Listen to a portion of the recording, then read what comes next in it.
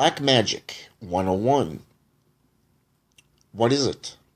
How do you practice it? What is the truth and what is the fiction? Let's look at this from a couple of different point of views. What you know and what you don't know. Starting with what you know. For the last 1,000 years, black magic has been used to poison, kill, maim, and torment. It is considered black magic because of its nature. Most practitioners fear it. They consider it devil worship. This is because of the Judeo-Christian Society. The Judeo-Christian Society has put a ban on anything that is not of their God. It does not matter if it's Judaism, Hebraic, Christian, Islamic. It matters little. They're all one and the same. So let's take it back to the beginning of the last, let's say, 1,000 years, pre-Christian. Black magic was used in secret. You can look at certain parts of Africa today to which it is still being used. Reports of people being arrested with heads of their families in duffel bags. These are considered boko, or dark voodoo priests, or practitioners of voodoo. This is one form of black magic, but there are other kinds, such as necromancy. Today's word necromancy is spirit communication. But in the past, it was known as nigromancy. This dealt with all sorts of things, from summonings of spirits to spirit communions through the spirits, how should I put this, the spirit bowls, if you wish, much like the Black Mirror of today. These are things that we know. This is the things that the world knows and fears. But let's take it into a whole nother subject. What we don't know. Black magic is never spoken of. Details of the black masses in Satanism to the actual rituals in voodoo, necromancy, even in Hindu practices or Inca practices. So let's look at black magic for a little bit here. In ancient South American times, the Incas had temples that would have sacrifices where hearts would be ripped from the bodies of men, women, and children. You can go into voodoo and see the same.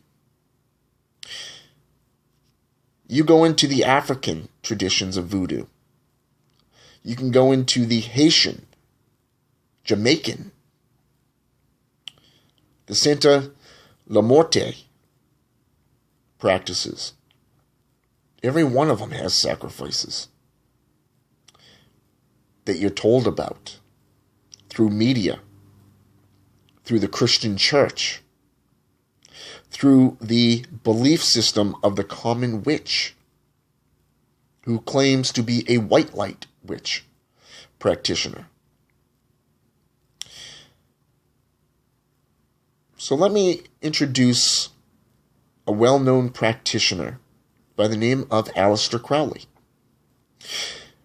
We all know his work in Thelema. In the Book of the Law, he speaks of, "Do what thy wilt shall be the whole of the law." Stories of black magic, within his own words, such as the creation of the world through Isis, the mother, the conception, the inseminating factor of Osiris, the father, Horus, the son, the warrior. These are things that are facts throughout philosophies.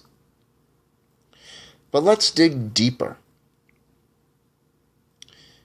The practices of life and death. It is said that throughout black magic, no laws exist. And this is what the world fears. The herd conformity of white light practitioners, no matter if they call themselves gray witches, silver witches, white witchcraft practitioners, or even the Judeo-Christian Society. In black magic, there is no laws. There are no rules. But what you will. This is what Aleister Crowley practiced. This is what he wrote numerous times throughout his entire essays, through his own teachings, from the Book of the Law to the Book of Lies, right down to teaching his own students. So let me point out to you this. He spoke on that there were no rules. From child sacrificing to sex with your own species, to bestiality, to prostitution. He spoke on all of this stuff and more. Even to animal sacrificing. But the truth is, none of this stuff actually exists. If there was, there'd actually be evidence of it. But yet, throughout the last 1,000 years, there has been no proof. This is because true black art practitioners of black magic don't speak on their practices. This is where the whole keep silent comes into play. It is hard to get into any occult coven that practices such deeds. Such practices of devoted to any one deity. And if you are allowed in, it takes over a year before you're even trusted with any form of information. There's a lot of studying, a lot of practicing, and only you as the individual can do that. You have to show your dedication. This is what black magic entails.